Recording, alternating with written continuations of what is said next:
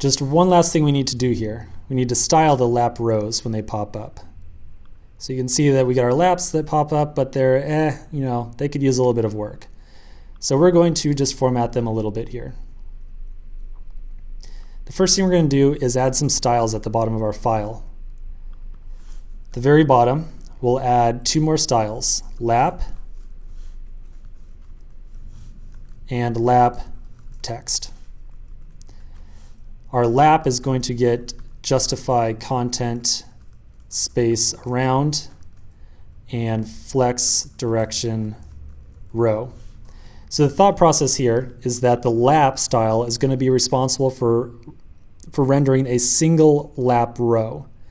Now we want that row, of course, to be formatted as a row, right? We want the lap title and the lap time to be next to each other. So that's the purpose of adding flex direction.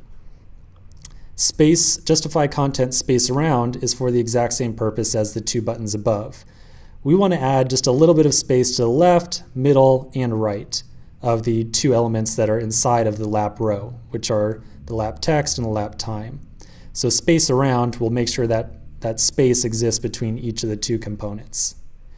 Secondly, our lap text is just going to get font size of 30, kind of a moderate size.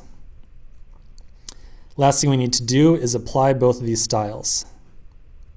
So going back up to our laps function, we'll add the style styles.lap, because this is the wrapper for the row.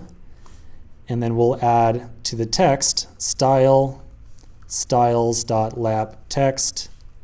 And we actually want that on both of them so we get the nice large font size. Styles.lap text. Okay, so here's the moment of truth. We'll start. We'll let a few seconds rattle off, and then we'll lap it. Awesome. Let a couple seconds rattle off. Get a lap, and then we'll go ahead and just stop. Cool. This looks fantastic.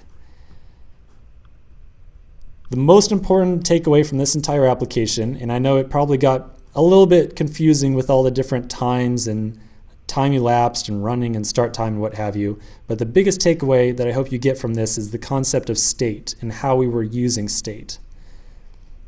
This is definitely a more complicated example that I would normally lead off with when instructing new engineers about React development, but I found that diving into the complexities of state as early as possible usually pays off. This is really an extreme example because we wrapped our state setting for powering the clock itself inside of this interval timer, this set interval here. Remember, every time that we set our state, it causes a re-render of our component. And so by calling set state many times per second, we were getting re-renders all over the place. So in the end, I think this is a really fantastic example of handling state in React. I hope you enjoyed this section, and I look forward to seeing you for the next application.